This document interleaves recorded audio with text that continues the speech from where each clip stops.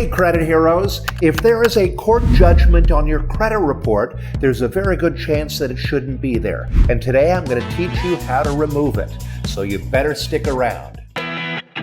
My name is Daniel Rosen, and welcome to Credit Repair Business Secrets. When it comes to court judgments, I always get asked the very same two questions. How do they affect credit scores, and how do I remove them from credit reports? Well, according to the three major bureaus, Equifax, Experian, and TransUnion, court judgments don't appear on credit reports and they don't affect credit scores. So you don't have anything to worry about, right? Wrong! The Bureau's policy of not including court judgments is just that, a policy. It's not law. It could change at any time. So it's crucial to understand how these judgments affected credit reports in the past and how they still impact us today and how you can remove them if they appear in the future. Where does this come from? Well, for those new to credit repair, a court judgment is a formal order given by a judge that demands payment of a debt or damages following a lawsuit. It happens when you are granted credit or borrow money but fail to repay the lender, leading to legal action being taken against you. Back when court judgments appeared on credit reports, their impact would vary based on circumstances. They could drop your credit scores by 100 points or more. Paid judgments would appear on credit reports for up to 7 years, and unpaid judgments could remain indefinitely if the judgment was renewed or until the statute of limitations ran out in that state. So why did the Bureau stop including them in their reports? In short, to avoid lawsuits. Until a few years ago, inaccurate and inconsistent record keeping between courthouses led to countless disputes because the judgments did not meet the legal requirements to remain on people's credit reports. The Fair Credit Reporting Act states that if a court judgment is listed on a credit report, the credit bureaus must check it for updates every 90 days to ensure accuracy. And if that record is not checked, the judgment is supposed to be removed from the credit report. So in 2015, to improve the accuracy of public record data collection and reporting, the three credit bureaus partnered with more than 30 U.S. state attorneys general and agreed to the National Consumer Assistance Plan. Under this plan, the judgments disappeared from credit reports and the bureaus stopped dealing with so many disputes. The only catch: the policy isn't protected by law. The bureaus can bring the judgments back at any time, so we have to be ready to remove them. Here's the thing to remember. Court judgments are public records, which means that they have consequences even if they don't appear on your credit reports. Lenders and employers can still use them to decide your financial future. Creditors can garnish your wages and place liens on your property to recover the debt.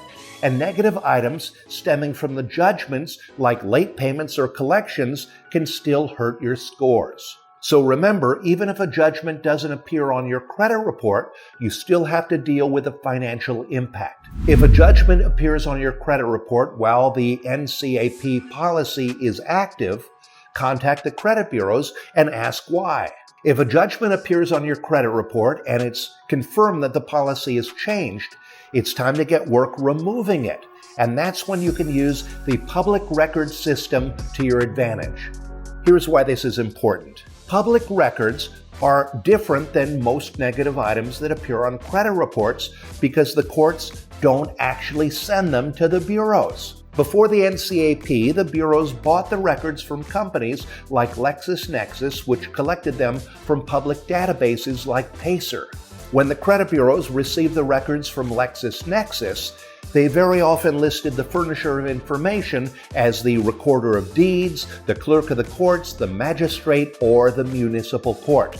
They did not list the actual furnisher.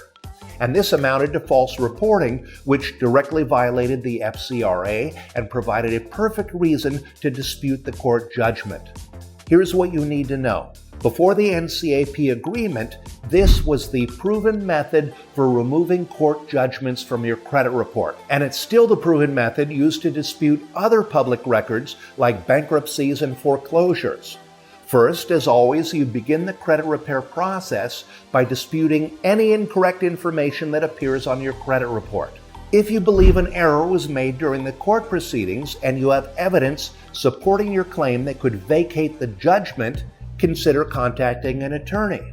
If that seems intimidating, don't worry. There's still a proven dispute process that you can use to remove the court judgments from credit reports.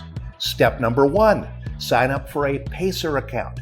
PACER is a public records database that anyone can access for free, and companies like LexisNexis use it to gather our data. I added the PACER sign-up link over there in the show notes. Step number 2, contact LexisNexis and request a consumer disclosure report. Thanks to the FCRA, they're required to provide you with a copy for free, and I added the direct link to the report request site in the show notes. Step 3, when you have the PACER account records and the LexisNexis consumer disclosure report, compare the information that you find. Look for inconsistencies and dispute them with LexisNexis just like you would with any credit bureau, because they follow the very same rules. If you can remove the court judgment from the LexisNexis report, your odds of removing it with the credit bureaus seriously increase. Step number 4, dispute the court judgment with the credit bureaus. Do this just as you would any other item.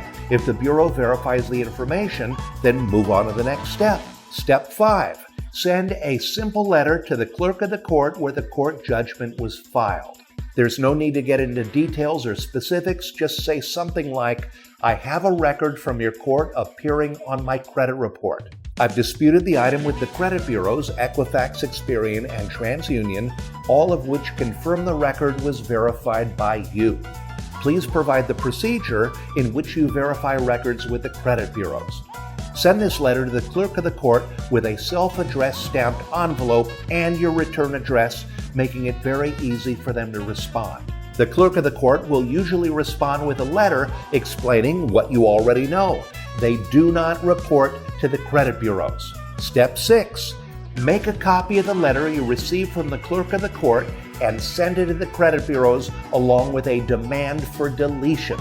It doesn't have to be written word for word, but still it should be something similar to this. I have previously disputed, and then insert the public record name and the reference number with you, and in response you verified the item as accurate, stating that you verified the information with the court.